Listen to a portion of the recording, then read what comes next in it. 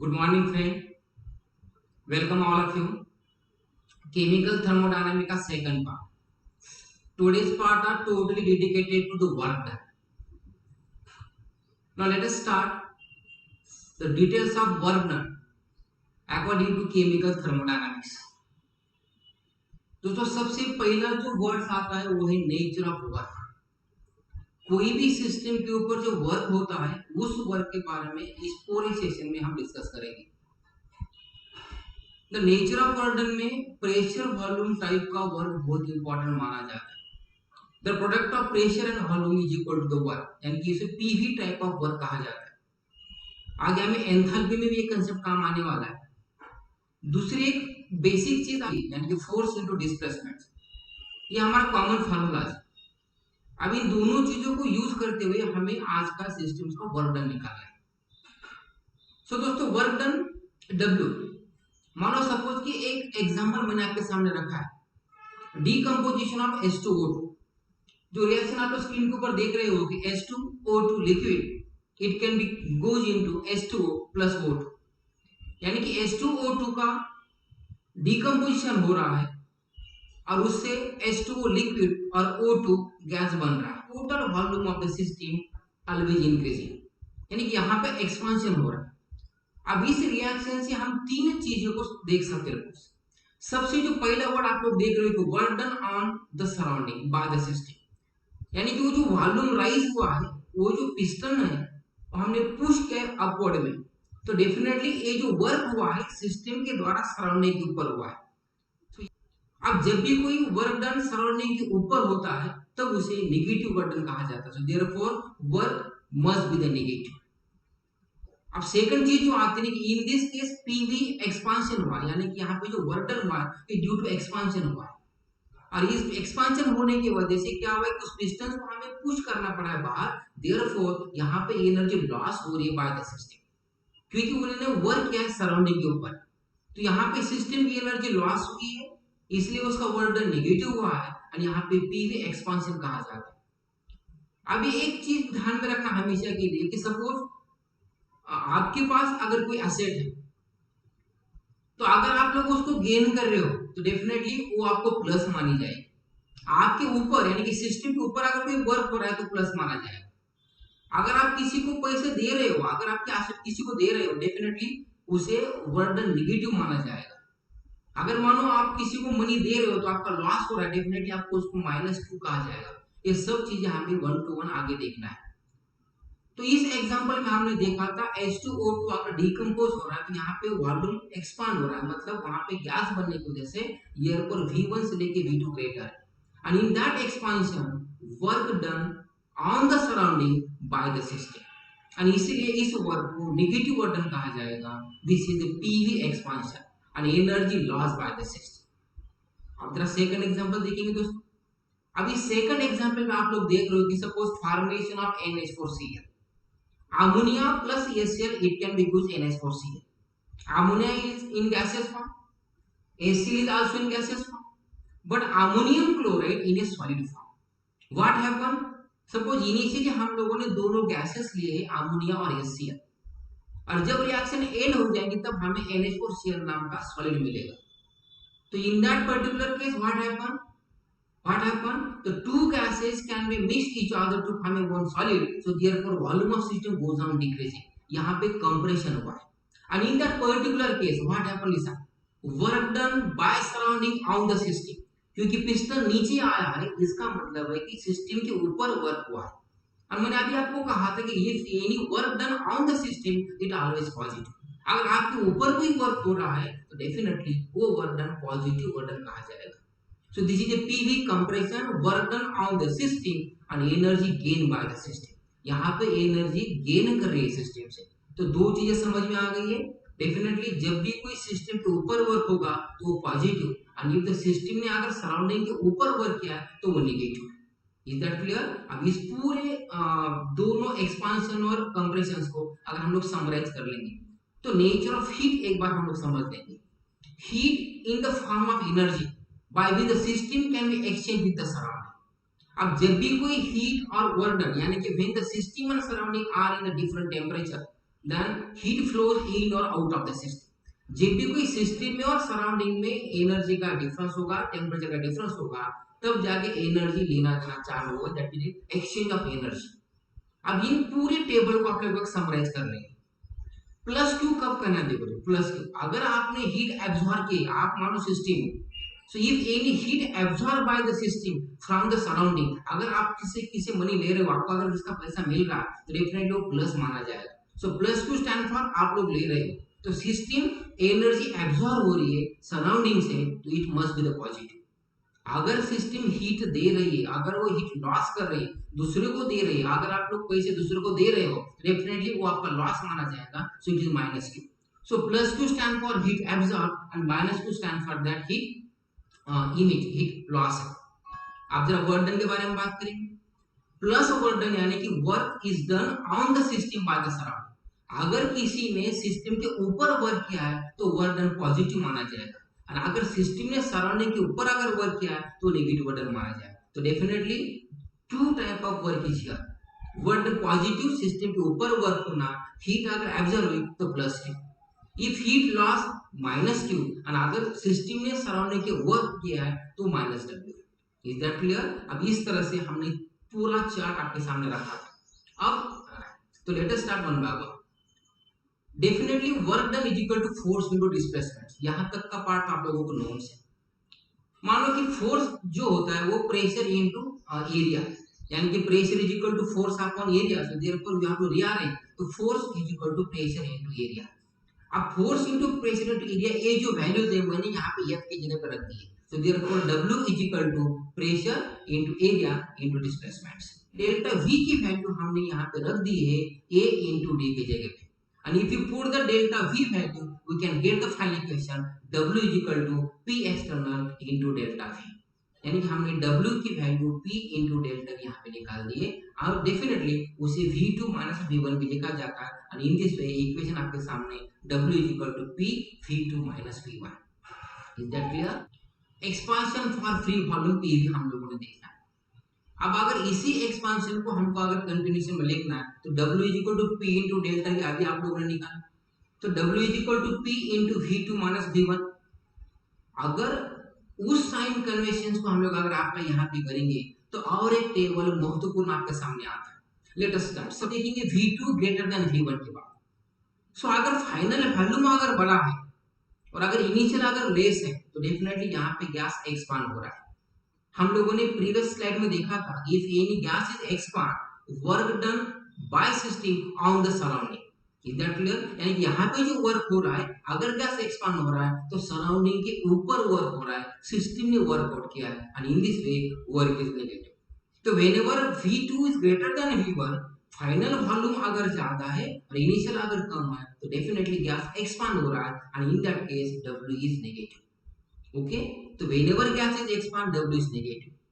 अब सेकंड बात देखेंगे, if V2 less than V1, at that times अगर फाइनल वॉल्यूम अगर छोटा है और इनिशियल अगर बड़ा है तो मतलब गैस कंप्रेस हो रहा है, पहले वॉल्यूम ज्यादा था अब वो लेस हो जा रहा है। इन that particular case what happen, gas is compressed, and whenever the gas is compressed work is done on the system by the surrounding, and this work done is act as a positive, यानी कि system के ऊपर work हो रहा है, gas अगर compress हो रहा है तब वो उस वर्क डन को पॉजिटिव माना जाएगा।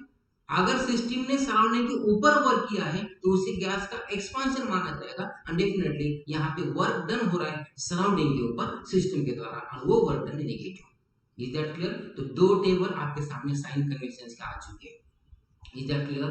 अब इस टॉपिक का एक पूरा डायग्राम हमने आपके सामने रखा है। सपोज सेंट्रल में पूरी एक सिस्टम है और उस पूरे सिस्टम के सराउंडिंग हम लोगों ने देखे।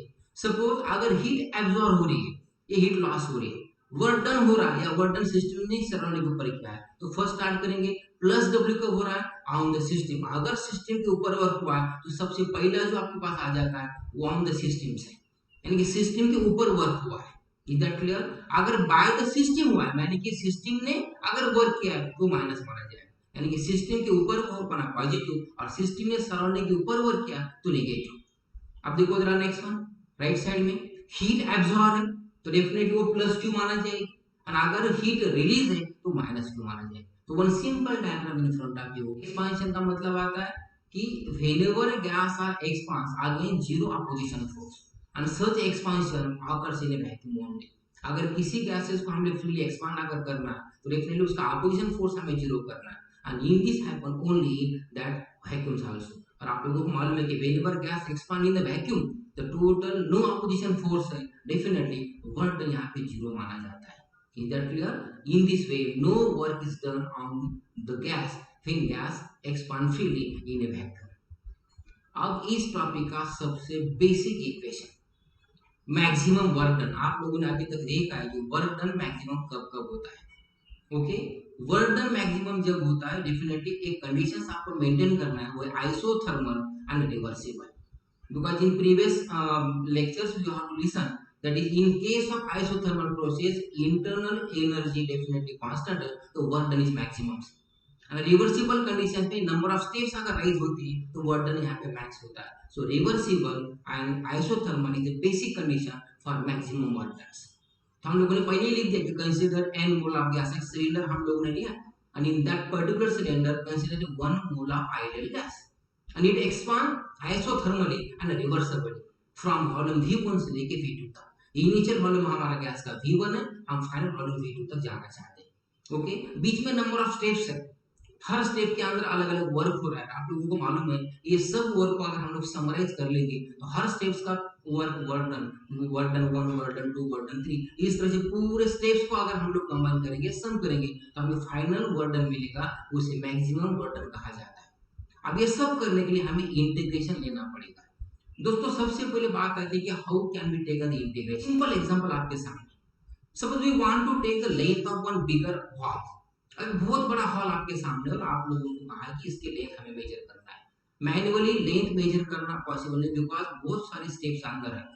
तो हम क्या करेंगे, एक सिंपल एक जो टाइल्स होती है या फिर फर्श होती है उसकी हम लोग लेंथ काउंट करेंगे और नंबर ऑफ स्टेप्स वो कितनी है उसको हम लोग समराइज करेंगे। तो इनिशियल यहाँ से लेके फाइनल वहां तक गए, उसके अंदर जितने भी सम से हो जाएंगे we have to take the length of that hall.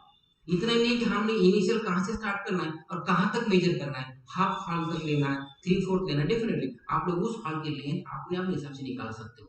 So initial and final तक जितने भी स्टेप्स है इनको समराइज करके जो कोलिविटी निकाला जाता है is called that maximum work done. So in that case you have to taken the isothermally and reversibly gas expand in a beaker and definitely यहाँ पे जो स्मॉल वर्क हो रहा है हर स्टेप्स के अंदर वो वर्क है वो dw equal to minus P delta v, यानी कि हर स्टेप्स का जो वर्क डन है वो है माइनस पी डेल्टा v। तो लेट अस स्टार्ट सब।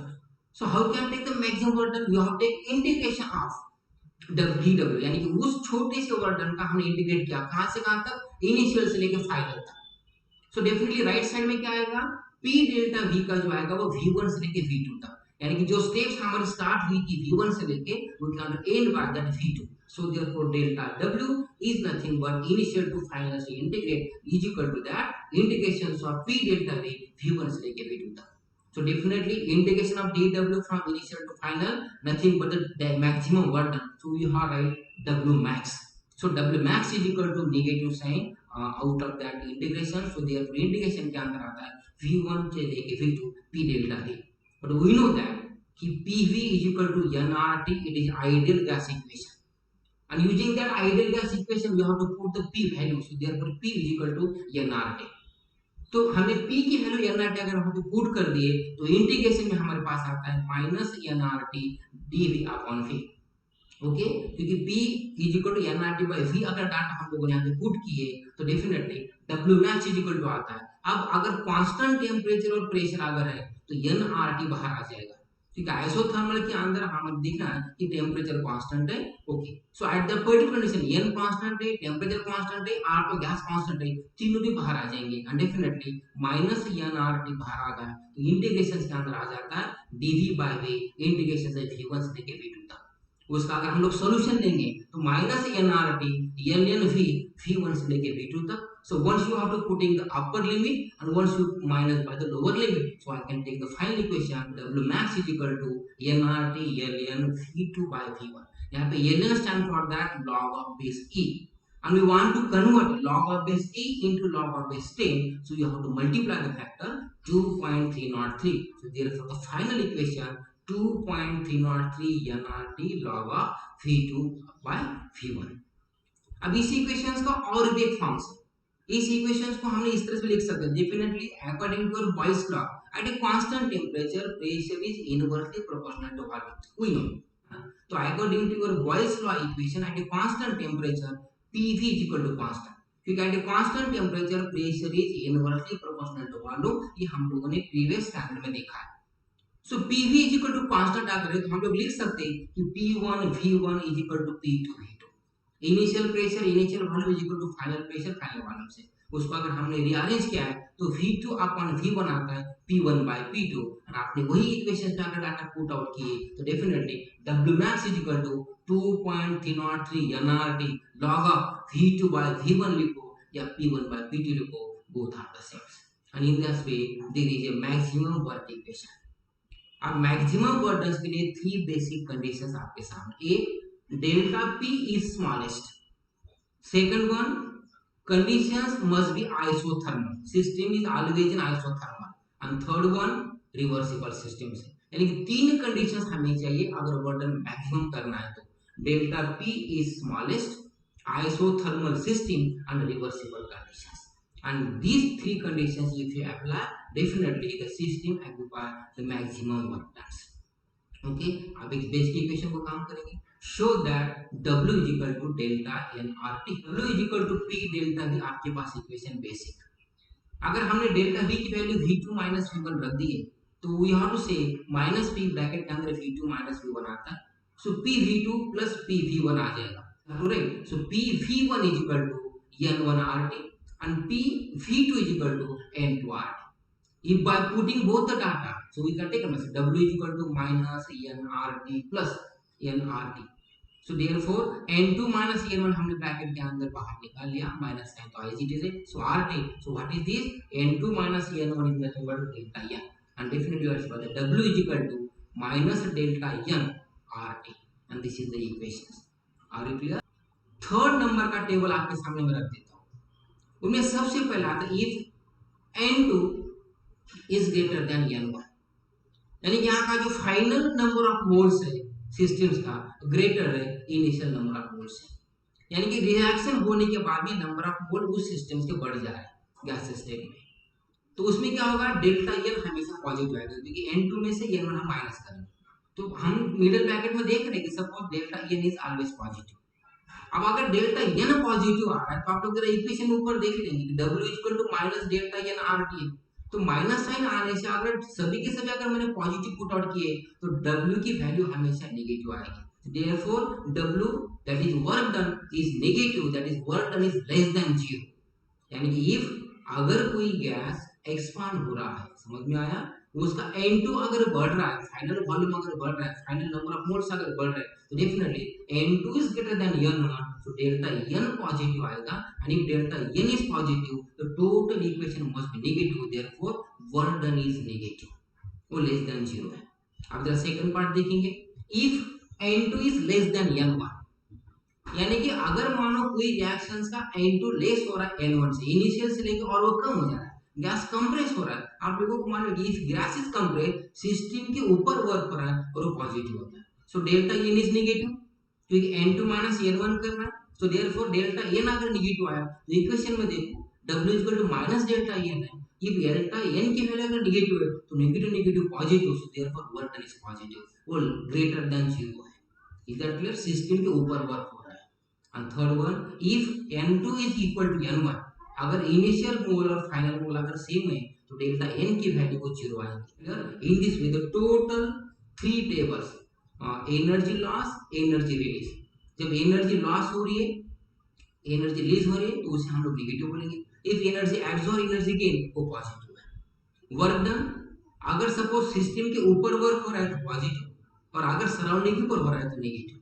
हमने वॉल्यूम के कंसेप्ट में भी देखा, एक्सपेंशन कंप्रेशन में भी देखा, और डेफिनेटली यहाँ पे change in number of moles पे हम लोगों ने टैली किया। तो इन तीनों टेबल को you have to know very well, and then next part हम लोग जाएंगे। ओके, जब तक के लिए रुकेंगे, नए पार्ट्स में नए कंसेप्ट और एक बार मिलेंगे, तब तक के लिए